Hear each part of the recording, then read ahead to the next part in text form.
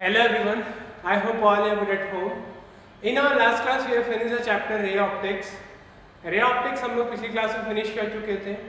Ray optics और जो ये चैप्टर है नेचर ऑफ लाइट, ये दोनों मिलाकर के 9 मार्क्स के आते हैं हमारे बोर्ड एग्जाम्स के अंदर. 9 mark is not a less. तो इस चैप्टर को हम देखते हैं nature of light. Nature of light पे हम लोग लाइट के अलग अलग नेचर्स को स्टडी करेंगे. जैसे एक होता है डिफ्रैक्शन, एक होता है पोलराइजेशन. इन सभी चीज़ों के बारे में हम लोग इस चैप्टर में स्टडी करेंगे. बट इनके पहले हम स्टडी करते हैं किसको, वेव फ्रंट को. वेव फ्रंट क्या होता है? तो एक वर्ड है नया, वेव हम पढ़ चुके हैं 11th में. जिसका इस तरह से मोशन होता है उसे हम क्या बोलते हैं, वेव बोलते हैं. बट वेव फ्रंट क्या होता है? Wave front is nothing but just is a diagrammatical overview. ये क्या होता है? सिर्फ एक डायग्रामेटिकल ओवरव्यू होता है. इसको कैसे हम सही कर सकते हैं? जैसे एक पानी के अंदर हमने एक स्टोन फेंका. पानी के अंदर क्या फेंका हमने? एक स्टोन. तो स्टोन के फेंकने से इस तरह से ये वेव जनरेट होंगी, सर्कुलर वेव्स. और ये वेव्स बहुत ज़्यादा डिस्टेंस तक जाएंगी. ये वेव्स क्या होंगी? बहुत ज़्यादा डिस्टेंस तक जाएंगी. या फिर हम एक बाल्टी के अंदर भी इनको पत्थर को फेंक के देख सकते हैं. तो ये जो वेव्स जनरेट होती हैं, इसमें क्या हो रहा है कि हर जो पहले वाली वेव है वो दूसरी वेव को जनरेट करने का वर्क कर रही है. जो उसके बाद वेव जनरेट हो रही है उसको प्रोड्यूस करने का वर्क कर रही है. यानी जैसे ये फर्स्ट वेव हमने पत्थर फेंका, उससे प्रोड्यूस हो गई. ये सेकेंड वेव इस फर्स्ट वेव से प्रोड्यूस हो गई. फिर ये थर्ड वेव सेकेंड से प्रोड्यूस हो गई. और फिर ये फोर्थ वेव थर्ड से प्रोड्यूस हो गई. इस तरह से ये वेव्स क्या होती हैं? प्रोड्यूस होती हैं. तो जो नई वेव्स प्रोड्यूस होती हैं, जिन वेव्स की वजह से उन्हें हम क्या बोलते हैं? Wave fronts. उन्हें क्या बोलते हैं? Wave front. Is that clear? जिनकी वजह से कोई नई वेव प्रोड्यूस हो रही है उसे क्या बोलते हैं? हम वेव फ्रंट बोलते हैं. ये तीन तरह के होते हैं. एक होता है स्फेरिकल वेव फ्रंट. एक कौन सा होता है? Spherical wave front. Spherical wave front कब प्रोड्यूस होता है? जब एक लाइट सोर्स पॉइंट सोर्स होता है. जब एक लाइट सोर्स कौन सा होता है? Point source. जैसे यहाँ पे लाइट आ रही है, तो जब हमने इसका स्विच ऑन किया तो जैसे ही प्रोड्यूस होगा तो इस वेव फ्रंट को क्या बोलते हैं हम? Spherical wave front. जैसे एक बल्ब होता है, तो बल्ब के अराउंड जो वेव फ्रंट जनरेट होता है सर्कुलर डायरेक्शंस में, उसे हम क्या बोलते हैं? Spherical wave front.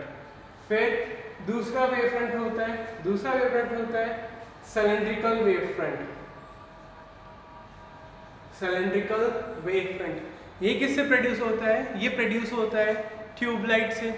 जैसे ये जो ट्यूबलाइट है, इसके अंदर हमने लाइट वेव्स को पास कराया, तो लाइट वेव्स इस तरह से इसमें क्या जाएंगी? ट्रैवल करेंगी. इस तरह से क्या होंगी? ट्रैवल करेंगी. तो ये जो लीनियर जो सोर्स होता है या फिर किसी लेंथ की वजह से जो वेव फ्रंट प्रोड्यूस होता है उसे हम क्या बोलते हैं? Cylindrical wave front. एक और जो वेव फ्रंट होता है वो कौन सा होता है? Planar wave front. कौन सा होता है? Planar wave front. Planar wave front जैसे हमने क्या किया कि जो हमारे पास हैलोजन वगैरह आती हैं, क्या आती है? हैलोजन. हमने क्या किया? उस पर लाइट सोर्स को इंसिडेंट कराया. तो जैसे उसके ऊपर लाइट सोर्स इंसिडेंट कराएंगे तो जो वेव फ्रंट प्रोड्यूस होगा वो कुछ इस तरह से प्रोड्यूस होगा. इस तरह से क्या होगा? वो प्रोड्यूस होगा. तो वही हमारा क्या बन जाएगा? Planar wave front. Is that clear? इस तरह से जो वेव फ्रंट बनते हैं किसी प्लेन की वजह से, किसी प्लेन सोर्स ऑफ लाइट की वजह से, उसे हम क्या बोलते हैं? Planar wave front. Is that clear all of you? तो वेव फ्रंट क्या होता है? Wave front is the front of any wave which produces the next string या फिर नेक्स्ट वेव. और तीन तरह के वेव फ्रंट्स होते हैं. एक होता है स्फेरिकल, एक होता है सिलेंड्रिकल और एक होता है प्लेनर. स्फेरिकल वेव फ्रंट कब प्रोड्यूस होता है? जब एक लाइट सोर्स क्या होता है? पॉइंट सोर्स होता है. सिलेंड्रिकल कब होता है? जब लाइट सोर्स क्या होता है? लीनियर होता है. और प्लेनर कब होता है? जब लाइट सोर्स एक प्लेन के अंदर होता है. Is it clear? अब इन्हीं को एक्सप्लेन करने के लिए एक साइंटिस्ट थे हाइगन.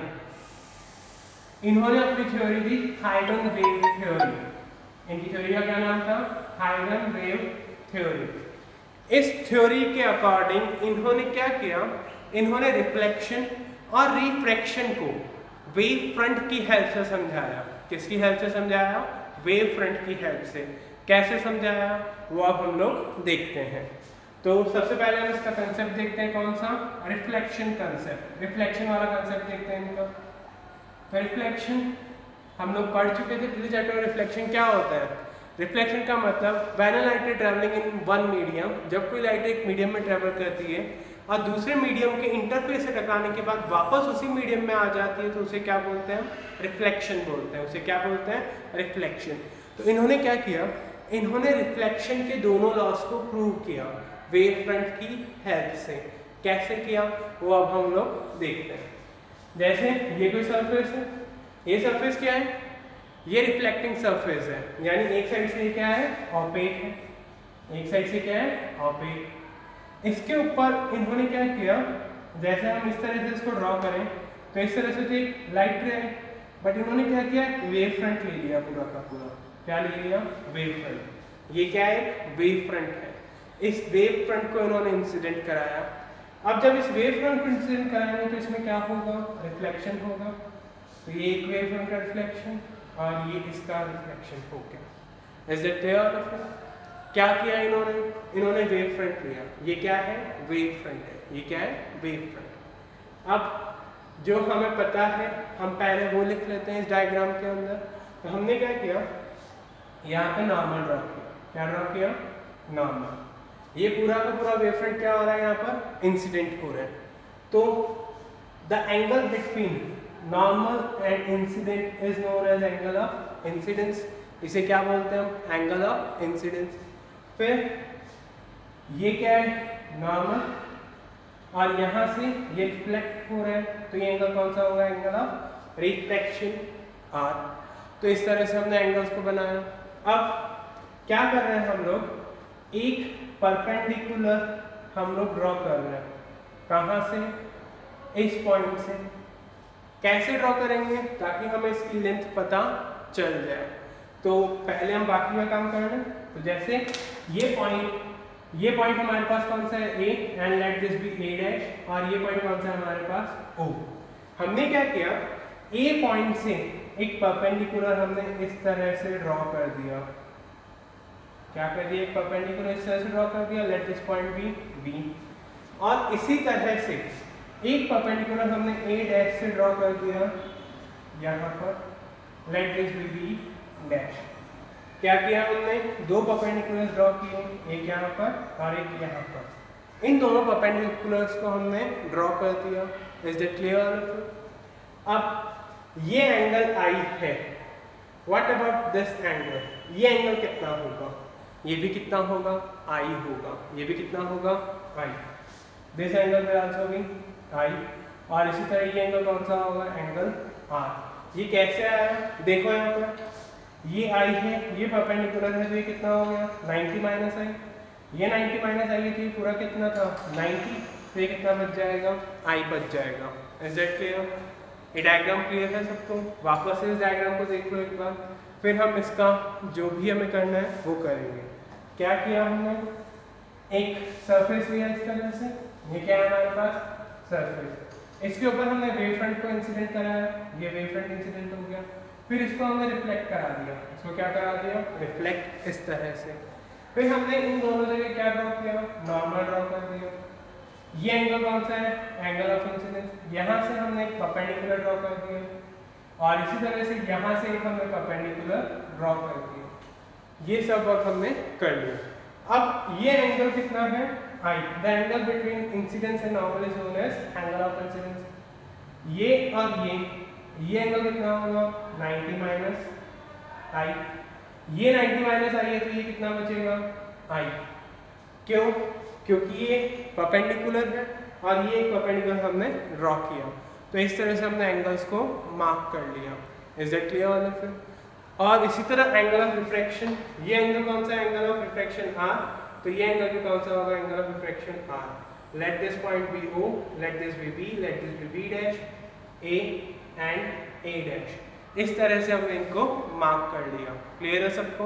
अब हम देखते हैं इसका मैथमेटिकल एनालाइज। ये डायग्राम हमारे पास किसका? रिफ्लेक्शन का।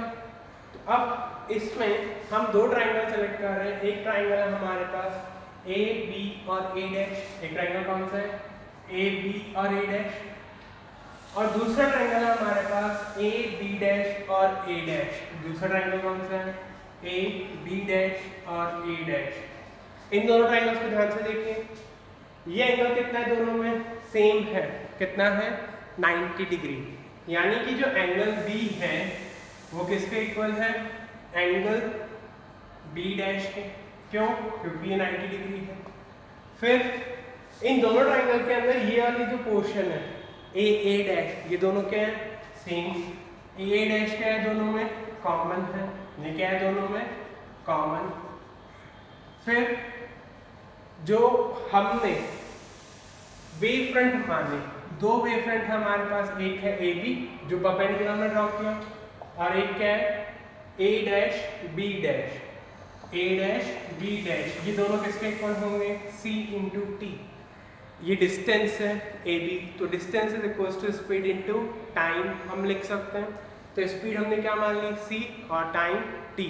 तो ये दोनों क्या होंगे? सेम। अब इस ट्राइंगल के अंदर दो साइड्स इक्वल हैं और एक एंगल इक्वल है, तो बाय एस कॉन्ग्रुएंसी। कौन सी कॉन्ग्रुएंसी? एस। इसकी वजह से हम क्या लिख सकते हैं कि triangle A B A dash is congruent to triangle A B dash A dash. इस तरह हमने लिखा है इसको। अब ये लिखने के बाद जब दो ट्राइंगल्स कॉन्ग्रुएंट होते हैं तो हमने पढ़ा है by CPCT congruent properties of congruent triangles के अकॉर्डिंग हम बाकी के एंगल्स और बाकी की साइड्स को भी क्या लिख सकते हैं? इक्वल लिख सकते हैं। तो what we can write? Angle I is equal to angle R, that is angle of incidence in triangle A B dash A dash is equals to angle of refraction in triangle A B A dash B and A। तो ये कौन सा law हो गया? First law of reflection. और second law आपको पता ही है क्या होता है? फर्स्ट लॉ ये सेकंड था, तो फर्स्ट कौन सा हो जाएगा? Incident ray, normal ray, reflected ray lie in the same plane. इस तरह से हम इनको लिख सकते हैं। क्लियर हो ना? अब नेक्स्ट जो कंसेप्ट है हाइगन का वो कौन सा है? Refraction concept.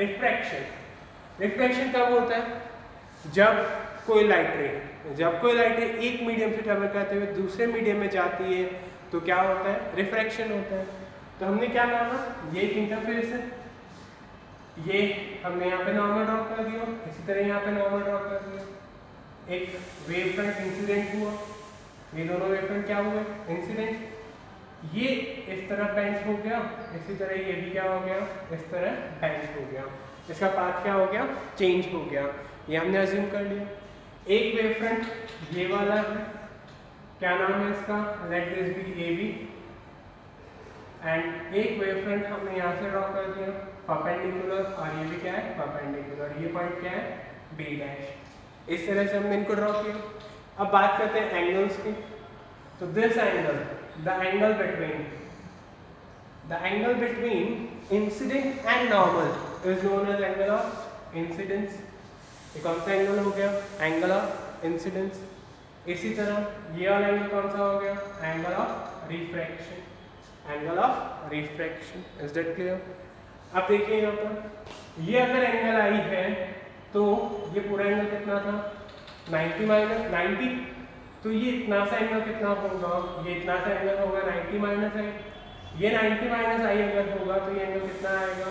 आई। इसी तरह से ये एंगल आर है तो ये कितना आएगा? 90 माइनस आर, तो ये कितना हो जाएगा? आर। तो हमने इन सभी एंगल्स को मार्क कर लिया। ठीक है। अब दो ट्राइंगल्स हम लेते हैं। एक ट्राइंगल हमने लिया ए बी ए डैश, और एक ट्राइंगल हमने लिया ए डैश बी डैश। इन दोनों में हम साइन की वैल्यू निकाल लेते हैं, साइन आई, और एक में हम निकाल लेते हैं साइन आर।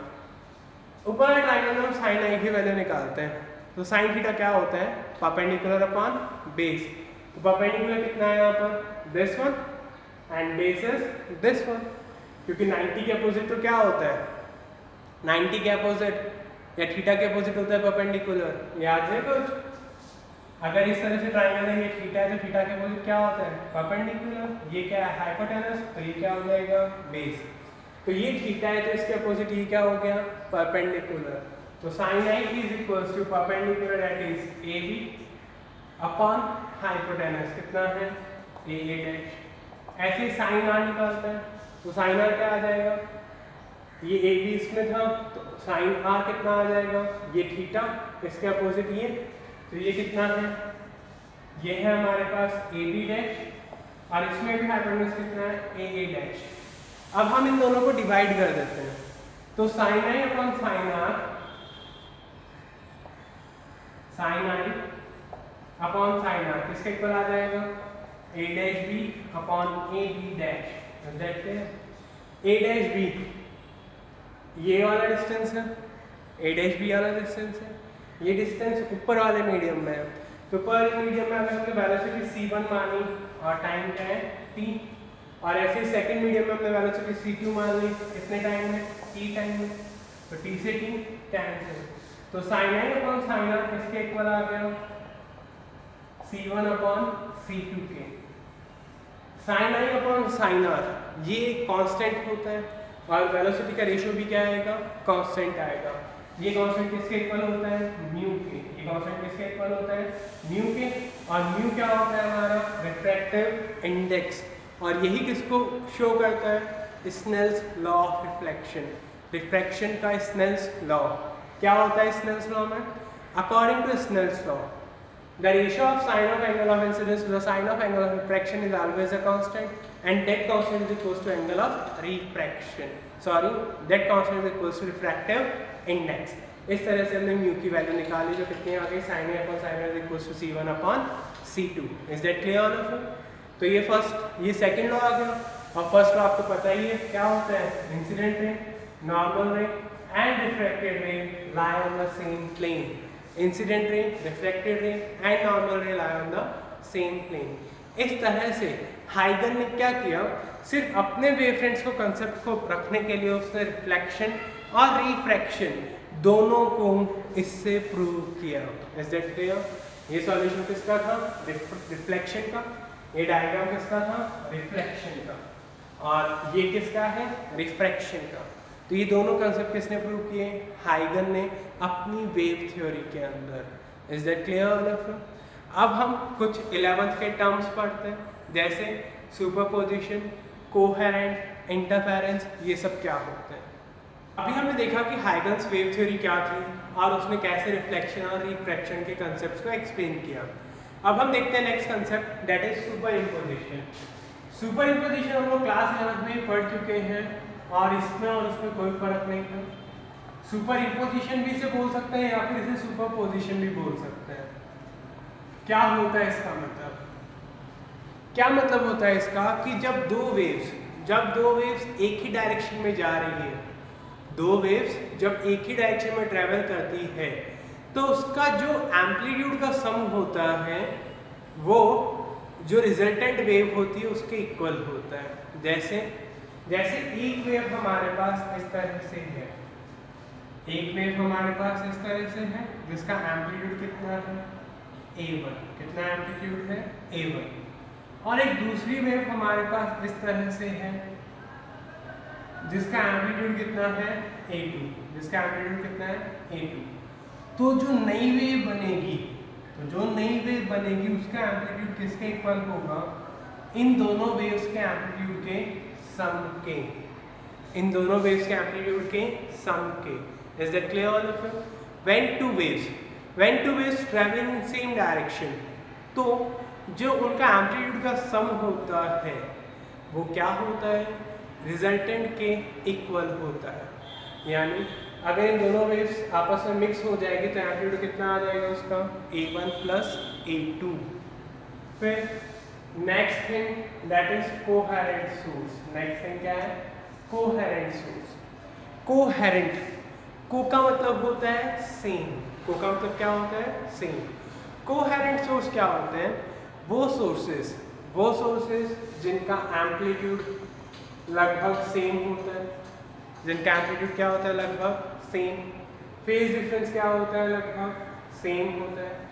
फेज डिफरेंस क्या होता है, phase difference is the angle, वो क्या होता है, angle made with the horizontal, ये लगभग सेम होता है। इनकी स्पीड लगभग सेम होती है या वेलोसिटी सेम होती है।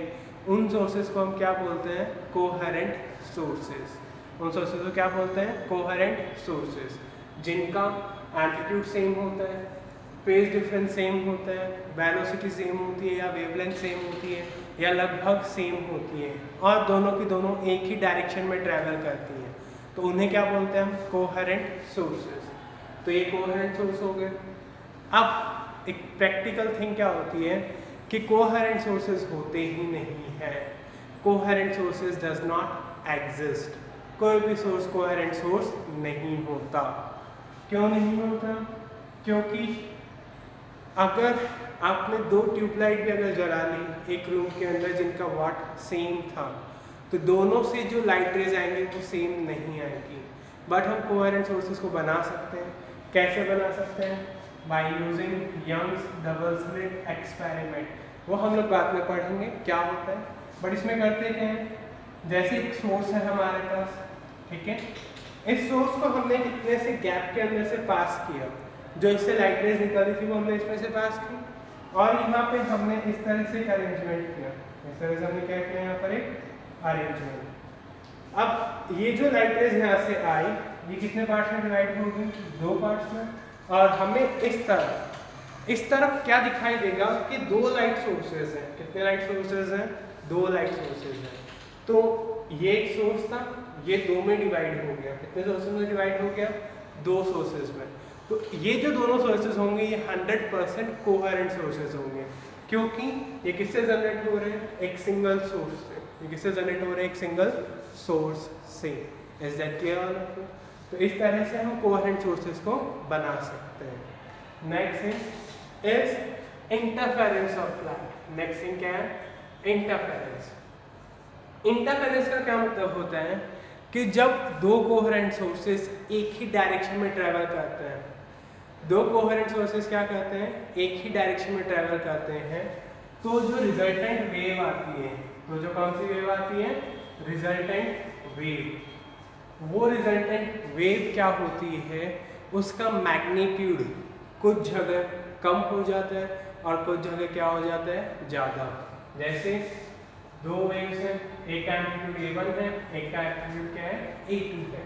तो क्या हो सकता है कि एक टाइम के ऊपर दोनों वेव्स इस तरह से मोशन कर रही हैं, तो इस केस में तो क्या होगा, दोनों का एम्पलीट्यूड क्या हो जाएगा, ऐड हो जाएगा। बट ये भी पॉसिबल है कि जब एक वेव इस तरह से मोशन कर रही थी और दूसरी वेव इस तरह से मोशन कर रही थी, तो जो रिजल्टेंट वेव होगी उसका एम्पलीट्यूड क्या आएगा, इस केस में क्या आएगा, A1 माइनस A2, और इस केस में क्या आएगा, A1 प्लस A2। यानी कि जो एम्पलीट्यूड होगा कोहेरेंट सोर्सेज का, जब वो एक ही डायरेक्शन में मोशन करेंगी, तो कुछ जगह पे मैक्सिमम हो सकता है और कुछ जगह पे क्या हो सकता है, मिनिमम हो सकता है। इसी कंसेप्ट को हम क्या बोलते हैं, interference of light. When to coherent sources travelling in the same direction superimposes with each other, then their amplitude at some places becomes maximum, कुछ places पे क्या हो जाता है, maximum, and at some places becomes minimum. This concept is known as interference of light. इसे क्या बोलते हैं हम, interference of light. अब इसे हम देखते हैं मैथमेटिकली क्या होता है इंटरफेरेंस। देखते हैं इसका सेकंड मैथमेटिकल एनालिसिस, इसका इंटरफेरेंस का, इसका क्या देखते हैं, मैथमेटिकल एनालिसिस इंटरफेरेंस का। तो ये क्या होता है, मैथमेटिकल एनालिसिस ऑफ इंटरफेरेंस। तो ये क्या होता है, इसको हम अब देखते हैं। तो हमने क्या अज्यूम किया इसमें कि दो वेव्स हमारे पास थी, एक y1 और एक y2। ये दो वेव्स हमारे पास थी, एक का डिस्प्लेसमेंट था y1 और एक का डिस्प्लेसमेंट था y2। y1 को हमने क्या मान लिया, let this be A1 sine omega T, और y2 को हमने क्या मान लिया, A2 sine omega T plus phi. ये फाई क्या है यहाँ पर, फाई का मतलब है कि जब y1 का डिस्प्लेसमेंट हॉरिजॉन्टल के साथ था तो y2 कितना एंगल बना रही थी हॉरिजॉन्टल के साथ, फाई।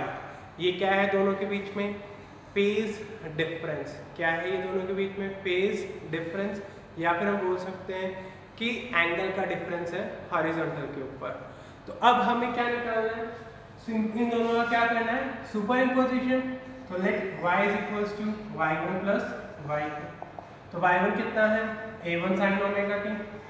y2 कितना है? a2 sine omega T plus 5। ये हमारे पास दोनों वैल्यूज है। यहाँ पे फॉर्मूला बन रहा है sine a plus B. Sine a plus B किसके इक्वल होता है? Sine a plus B equal होता है sine a cos b plus cos a sine b। तो sine a cos b plus cos a sine b, ये हमारे पास एक फॉर्मूला आ गया। फिर a1 sine omega T plus a2 cos phi sine omega T plus a2 sine phi cos omega T, ये हमारे पास आ गया। अब हम इसको अरेंज कर रहे हैं सर। जो ये फर्स्ट दोनों टर्म्स हैं इनके अंदर से क्या कॉमन आ जाएगा? Sine omega T. क्या कॉमन आ जाएगा? Sine omega T. तो ये क्या बन जाएगा? y is equals to a1 plus a2 cos phi into sine omega T plus a2 sine phi, और इसमें हमने क्या अलग से लिख लिया? Cos omega T. तो ये हमारे पास रिजल्टेंट वेव आ गई। जैसे हमने 11th क्लास में डेरिवेशन को किया था वैसे ही हम यहाँ पर भी कर रहे हैं। तो हम क्या अज्यूम कर रहे हैं कि a1 plus a2 cos phi is equals to r cos theta. r क्या है? r रिजल्टेंट वेव का एम्पलीट्यूड है। r क्या है? रिजल्टेंट वेव का एम्पलीट्यूड, जो हॉरिजॉन्टल से कितना एंगल बना रहा है? थीटा। हॉरिजॉन्टल से कितना एंगल बना रहा है? थीटा। फिर ऐसे हमने अज्यूम कर लिया a2 sin phi is equals to r sin theta. तो हमारे पास y इक्वल्स टू क्या आ जाएगा? r cos theta sin omega T plus r sin theta cos omega T. इस तरह से आ गया हमारे पास। अब इनमें से भी r कॉमन लेंगे तो हमारे पास फार्मूला बन जाएगा। क्या फार्मूला होगा? देखिए, sign omega T cos theta plus cos omega T sine theta. वापस से फार्मूला बन गया यहाँ पे किसका? साइन a प्लस बी का। तो हम y इक्वल्स टू क्या लिख देंगे? r sign omega T plus theta.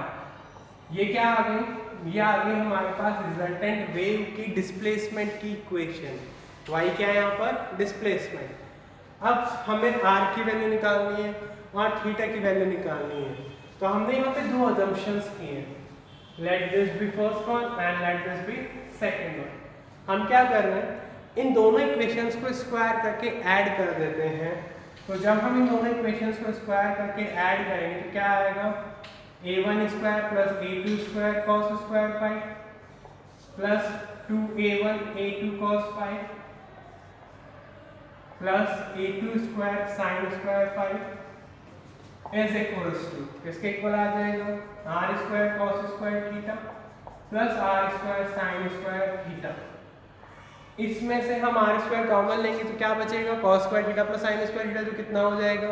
1। ऐसे ही इसमें से और इसमें से a2 का स्क्वायर कॉमन लेंगे तो क्या बचेगा? cos square theta plus sine square phi, cos square phi plus sine square phi, वो भी कितना हो जाएगा? 1 हो जाएगा। तो ये क्या आ जाएगा?